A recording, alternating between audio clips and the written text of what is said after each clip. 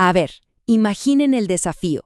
Reconstruir un galeón de hace 400 años, pero sin tener el barco. La respuesta no está en un tesoro hundido, sino en las páginas de un antiguo texto legal. Lo que vamos a hacer es un verdadero viaje en el tiempo, una especie de ingeniería inversa usando un manual de reyes como nuestro único plano. Y esa es la pregunta del millón, ¿no? El reto es enorme. En el siglo XVII no existían los planos como los conocemos hoy, así que los historiadores navales tienen que convertirse en una especie de detectives del tiempo.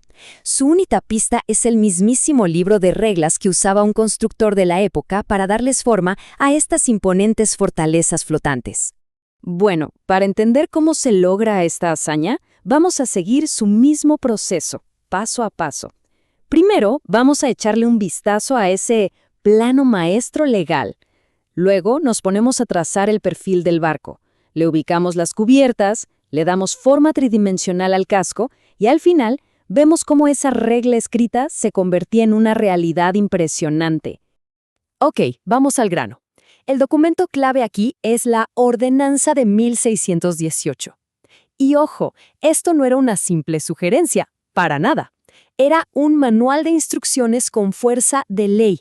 Cualquiera que quisiera construir barcos para la corona española tenía que seguirlo al pie de la letra.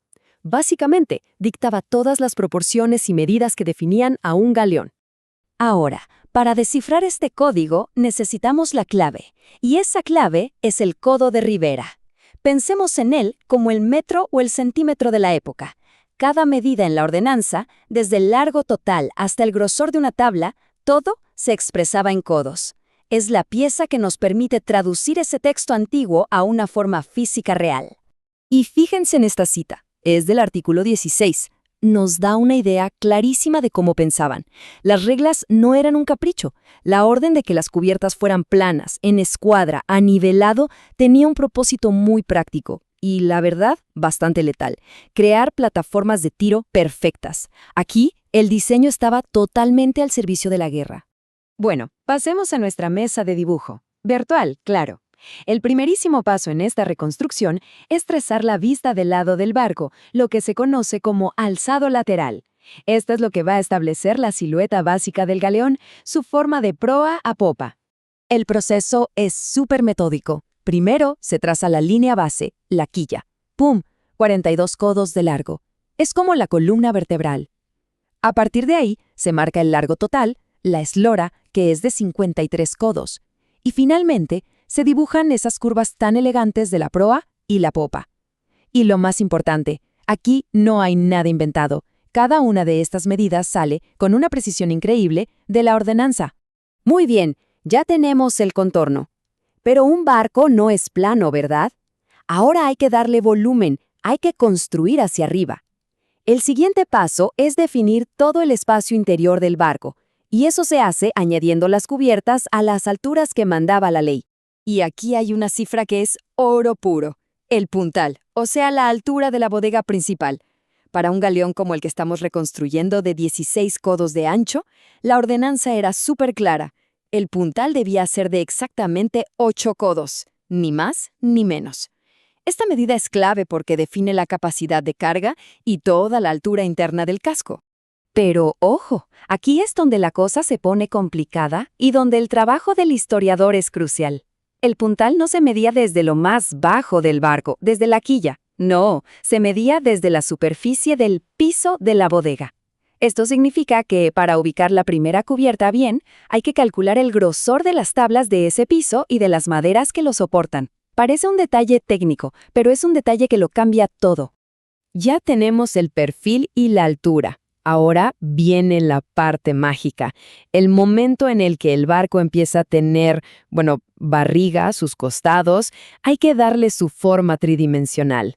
Y esto se lograba con un sistema de plantillas, de moldes, que se conocían como gálibos. La verdad es que el sistema era súper eficiente. En lugar de definir cada una de las 35 costillas, o cuadernas, del barco, la ordenanza solo especificaba 3 moldes maestros.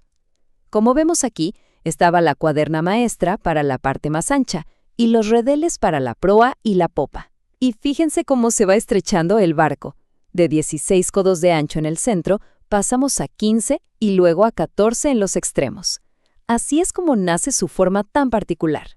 Y aquí es donde se ve la genialidad del sistema. Para dibujar la curva de los costados en estas 3 cuadernas que tenían anchos distintos, se usaba una sola plantilla curva, la grúa.